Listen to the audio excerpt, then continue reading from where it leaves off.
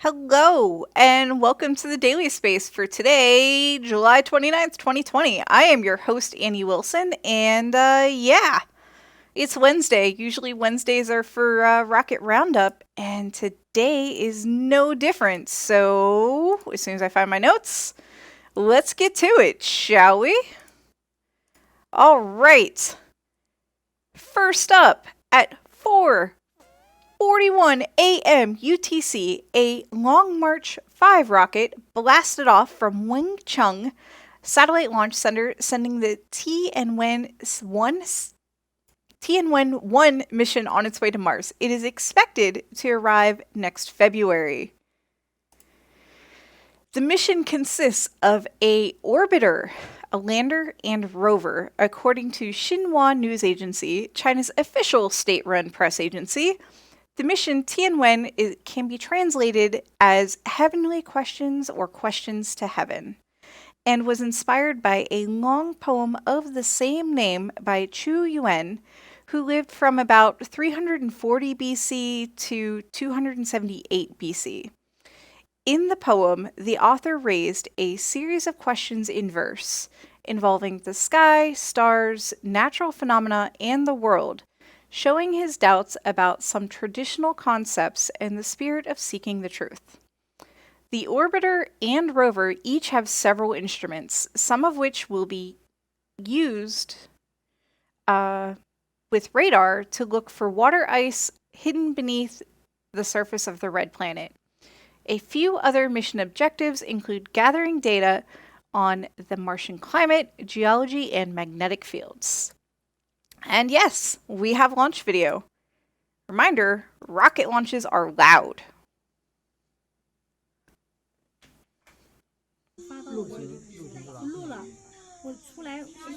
This was taken by somebody watching from a distance.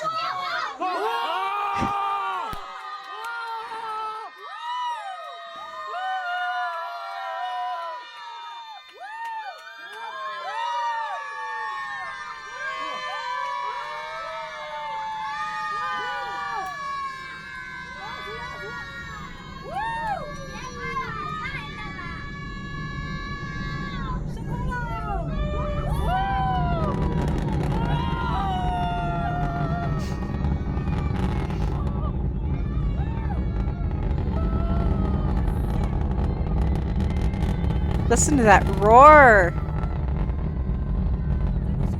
Long March 5 is a really, really big rocket.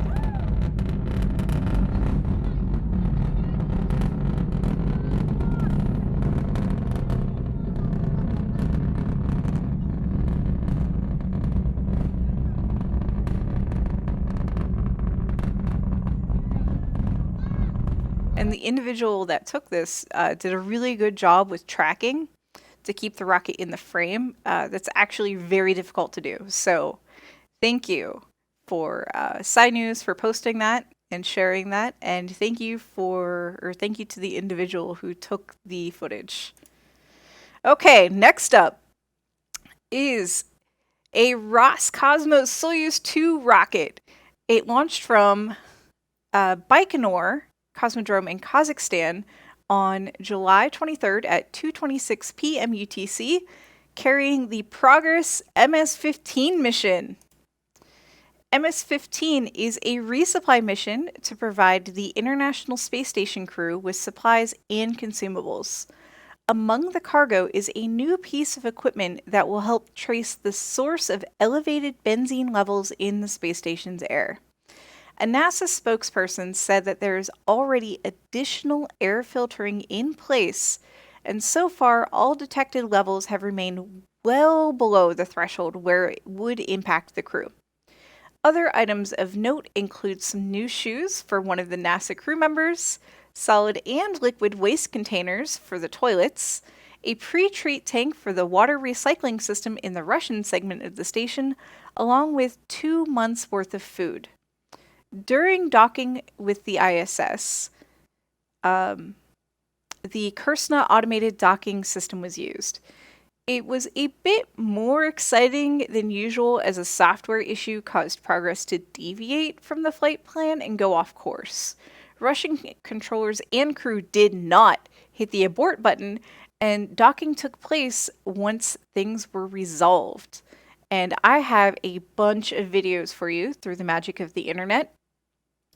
I'm going to show you the launch, the when the boosters fall off and create that nice star pattern, as well as when the solar panels are deployed, and the docking, where you can hear some of that going on. So a lot of video today for this launch. So this is of the launch itself. Reminder, it's going to be loud. There's the umbilical. The first umbilical has now been retracted.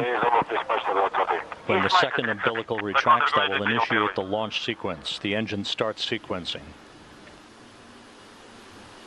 13 seconds until launch. The launch command has been issued. There goes the second umbilical. The engine start sequence has been initiated. We have engine start.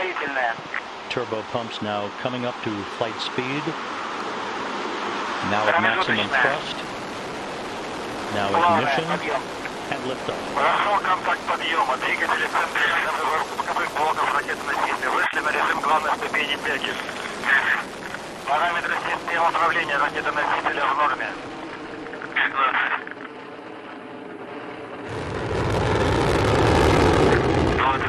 There's the loud part.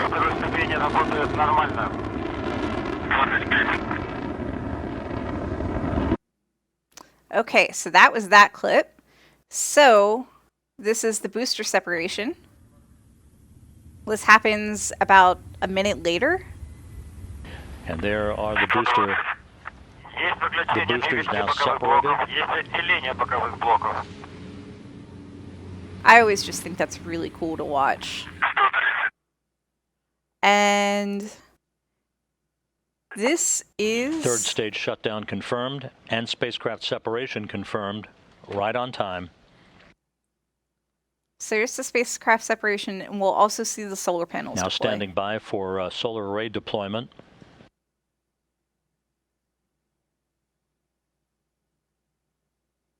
And the command to deploy the arrays having been issued, and you can see them having been deployed. I think it's always really cool because they are folded kind of like an accordion for launch, but then they pop up flat and straight. So, okay, so next up is the docking. This is a bit longer, at a minute. The cross lines are off, not misaligned, not aligned. Are we going to switch to manual control Moscow? Stand by, we don't have a go yet. So you can see that they're off, that they're not aligned. Okay, we are standing by. But so roll is around 5 degrees. So the misalignment on the right is around 2 squares. Yes, we see the same. Please stand by. Everything is nominal, Anatoly. Don't do anything. it's still off, but... Here it is. Contact confirmed. Capture confirmed. It's confirmed. The Sudan flag. It was all done by automatic control of the Corps' rendezvous system. So yeah, it was off, but rather than step in and try manual control, they just let the craft do its thing. Right now, the Progress... Actually, I take it back. I think the Crew Dragon right now can also automatically dock, if I recall correctly. But right now, the Soyuz and the Progress are the only ones that automatically dock. All the other craft that go up need help to be berthed to the space station, and they usually use the Canadarm2 for that. Okay, finally, their last launch of the week. On July 25th at 3:13 a.m. UTC, a Chinese Long March 4 Bravo rocket launched 3 satellites from LC-9 at Haiyuan Satellite Launch Center. The biggest payload, weighing in at 2,650 kilograms. For Americans, that's 1,325 2-liter soda bottles. was the Zhu Yuan 303 satellite, which will join the two other Zhu Yuan satellites already in orbit. This is China's first constellation of high-resolution mapping satellites for civilian use. Until these satellites were launched, China was using other countries' satellites to collect data for mapping and surveying. The Chinese enthusiast blog Spaceflight Fans reports that this constellation has saved the country hundreds of millions of US dollars. A fourth satellite to complete this constellation is planned to launch later this year. The co-passengers for this flight were Tianqi-10 and Lobster Eye X-ray exploration satellite. Tianqi-10 is the 7th addition to the Tianqi constellation, which provides much-needed data collection and transmission services for terrestrial network coverage blind areas, according to Gunter's space page. Lobster Eye 1 is a joint project between Nanjing University, the University of Hong Kong, and China Aerospace and Science and Technology Corporation, otherwise known as CASC. The name refers to an optical principle described in scientific literature back in 1979, where an instrument constructed similarly to that of a lobster's eye could observe a large field of view with a minimum of components, which is an ideal combination for space-based astronomy. Having that large field of view with low weight and low complexity would be amazing, and that's exactly what they're doing. Lobster Eye 1 is designed to observe large areas of the sky, so that's that large field of view, simultaneously in the soft X-ray part of the electromagnetic spectrum, unlike NASA's Chandra Observatory, which observes in the hard X-ray portion of the spectrum. Soft X-rays are higher in energy than ultraviolet, but much less energetic than the hard X-rays, which are used for things like chest X-rays and bone scans. Earth's atmosphere blocks these soft X-rays, so it's not possible to observe them from the ground. Some of the science to be done using the lobster eye includes X-ray detection and location, as well as dark matter verification. Bonus fact: soft X-rays are routinely used for medical imaging of fine structures and were the means by which DNA was discovered. And we got a launch video. Reminder, rocket launches are loud. As we wait. There it goes. So here's the whole Long March vehicle that was used for this launch. And I believe this is how they move it out, because they assemble it vertically. So they're moving it out to where it's assembled. They literally use cranes and put it in place. So you can kind of get an idea of the size of these things with the people standing right next to it. And that's the same space it's assembled, and they just pull these things back.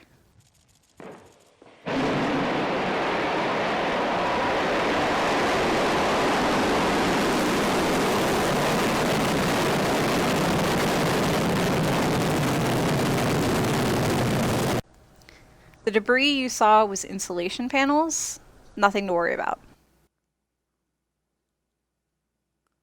Ta-da!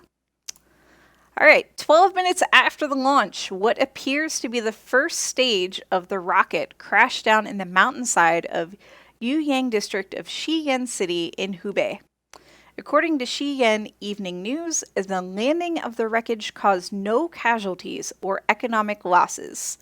The local armed forces and public security departments protected the site, and the relevant departments have processed the wreckage. So, no cows were harmed in the process of this launch. All right, to wrap things up, here's a running tally of a few spaceflight statistics for the current year. There are 4 toilets in space. We've burned up 2 toilets in the atmosphere. Humanity has put a whopping 560 satellites into orbit.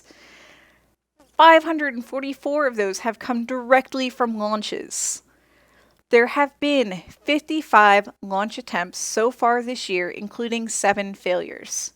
I keep track of orbital launches by where they launched from, otherwise known as spaceport, Here's that breakdown. China, 21. USA, 18. Kazakhstan, 5. Japan, 3. Russia, 3. New Zealand, 3. French Guiana, 2. Iran, 2. And Israel, 1. Your useless space fact for the week comes to us from community member Refsmat, who shares that on Apollo 16, John Young complained over a hot mic about how gassy he was from the potassium-fortified orange juice that the astronauts were required to consume. Yeah, that was not meant to be heard by Houston, and there it was, him just consuming about being gassy. All right, that rounds out our show for today. Thank you all so much for listening. I have been your host, Annie Wilson. Today's script was written and edited by Dave Bullard, Gordon Dewis, Ellie Pelfrey, and myself. Our web content will be produced by Beth Johnson. Our executive producer and fearless leader is Dr. Pamela Gay. The Daily Space is a product of the Planetary Science Institute, a 501c3 nonprofit dedicated to exploring our solar system and beyond. We are here thanks to generous contributions of people just like you. The best way you can support us is through Patreon at patreon.com/CosmoQuestX. Like us, please share us. You never know whose life you can change by adding a daily dose of science.